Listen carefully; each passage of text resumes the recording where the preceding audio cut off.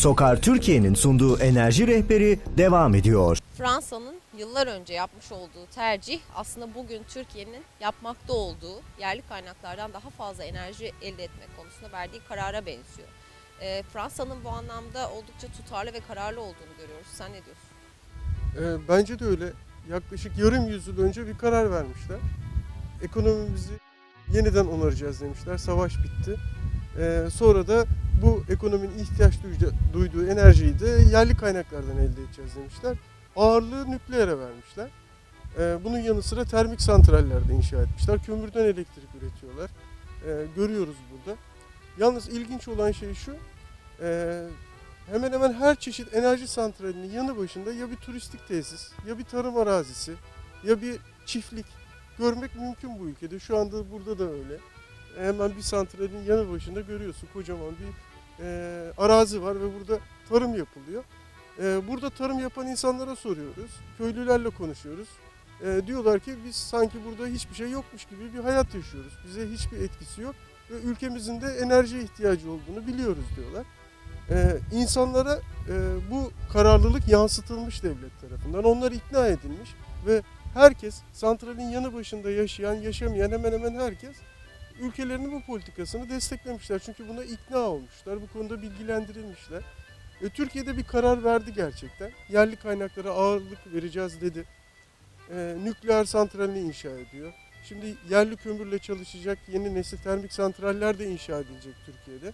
Pek çok yerleşim biriminde oturan insanların da yanı başında olacak bu santraller.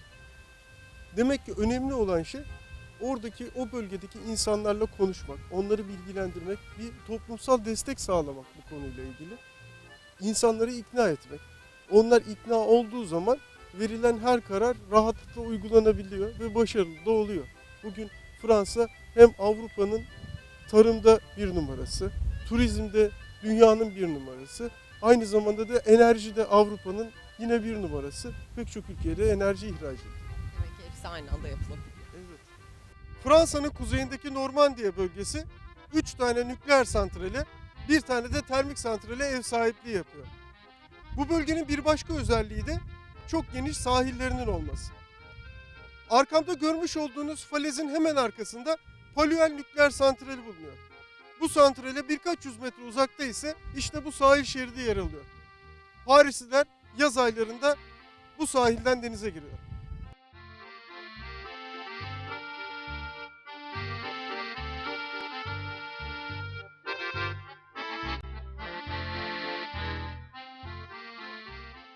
En commençant, comment vous appelez?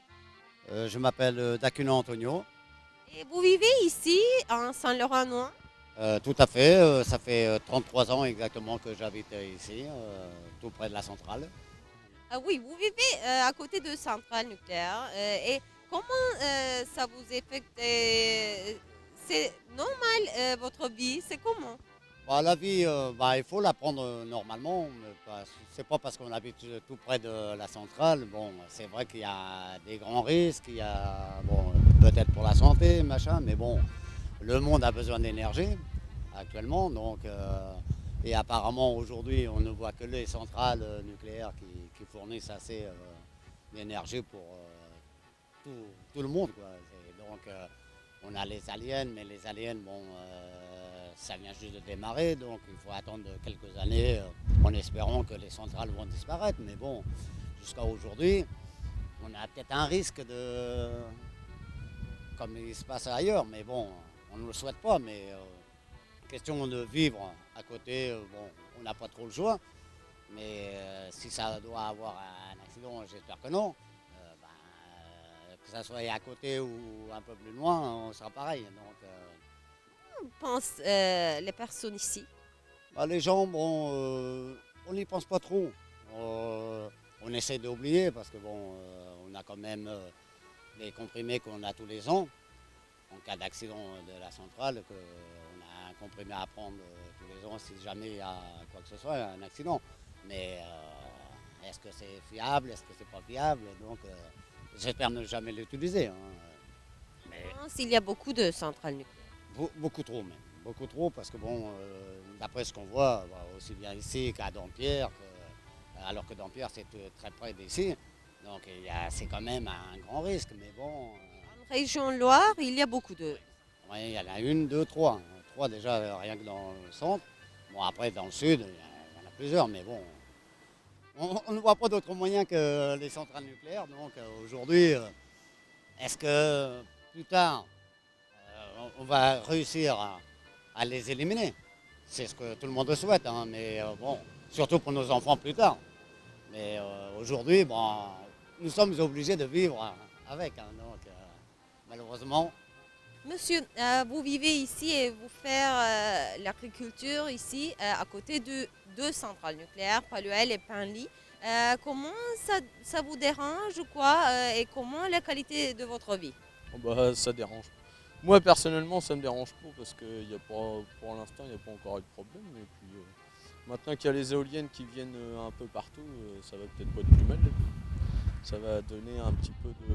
Bon, c'est sûr, question paysage, c'est pas le meilleur, mais ça va donner déjà un petit peu de ressources pour l'électricité, tout ça, quoi. Ça va faire des.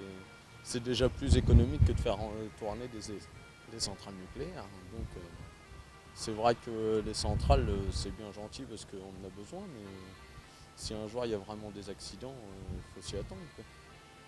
Et vous faites l'agriculture et ça vous dérange pour ce secteur? Ah non, pas du tout. Pour l'agriculture, ça dérange rien du tout. La centrale nucléaire n'a pas d'incidence sur les cultures ni sur les animaux.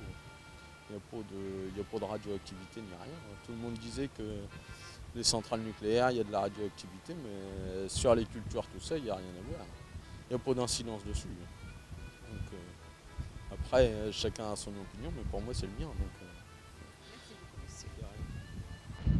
Je veux dire, on vit comme si on est inclus dans inclus dans le paysage, donc on n'y pense pas, et même tout en connaissant les risques qu'il peut encourir, soit une explosion, mais bon, ça fait partie de la vie de tous les jours. Mais bon, on vit comme ça et on n'y pense pas, on n'est pas inquiet.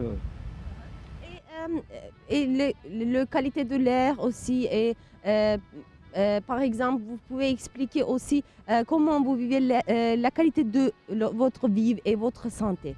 Oui, au niveau de la qualité de l'air, on a souvent des informations au travers de la radio parce qu'il y a des mesures régulières. Mais bon, il y a la qualité de l'air qui n'est pas obligatoirement mauvaise parce qu'on a une centrale thermique qui a fait énormément d'efforts pour les rejets. Et il y a quand même l'environnement, bon, il y a je dirais la pollution qui est due par tous les véhicules, la circulation routière énormément qui dégage beaucoup de particules. Bon, et puis on n'est pas loin non plus de la zone industrielle. On a une grande zone industrielle où d'ailleurs j'y ai travaillé pendant 35 ans. Et c'était pareil, moi je travaillais sur une unité d'ammoniac qui était dangereuse, il y avait des risques d'explosion. On sait dans quoi on travaille, bon, il y a des risques qu'il y a, et ça ne nous empêche pas de vivre sereinement sans penser qu'il peut y avoir une catastrophe un jour ou l'autre. Et je crois que de toute manière, tout de suite, concernant le nucléaire, c'est que je pense que la France n'est pas prête de pouvoir se séparer du nucléaire par rapport à sa consommation, par rapport à la consommation d'électricité. Vous avez besoin d'électricité. Je crois que les gens, l'ensemble de la population aura du mal à revenir en arrière et de pouvoir se passer de tel ou tel appareil ménager, enfin loisir, avec tout ce qui rentre dans la consommation de l'électricité. Merci beaucoup, Je vous en prie. Merci. Gelin hep birlikte Sanloren Nükleer Santrali'ne daha yakından bir göz atalım.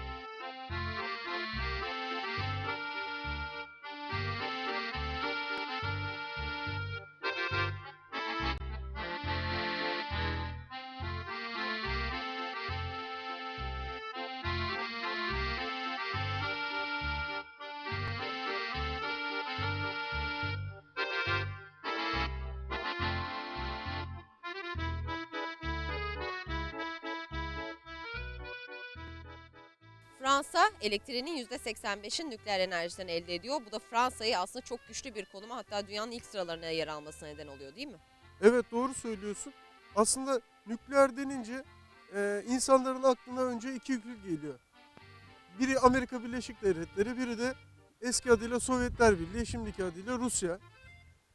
Oysa nükleer enerji konusu, nükleer teknoloji konusunu yakından takip eden uzmanların aklına gelen ilk ülke ise hep Fransa olur. Çünkü toplam elektrik üretiminde nükleere en fazla pay ayıran ülke Fransa. Senin de belirttiğin gibi yıllık elektrik üretiminin %85'i nükleer santrallerden geliyor.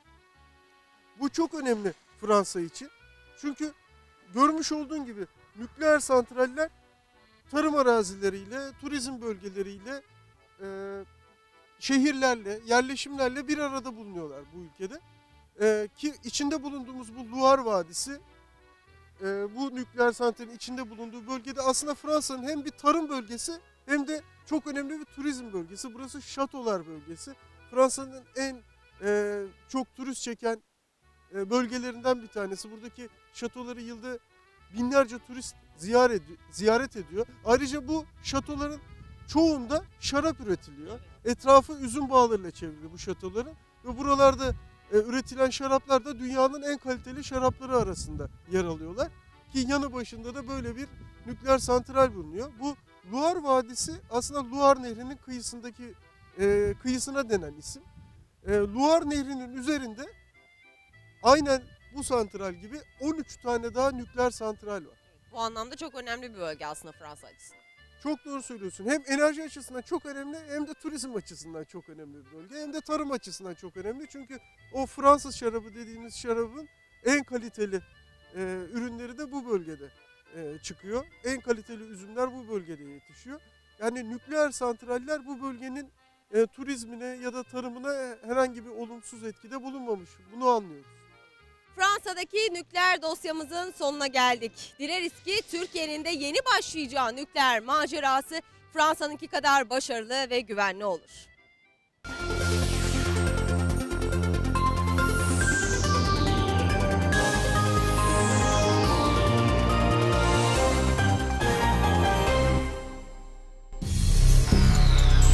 Sokar Türkiye enerji rehberini sundu.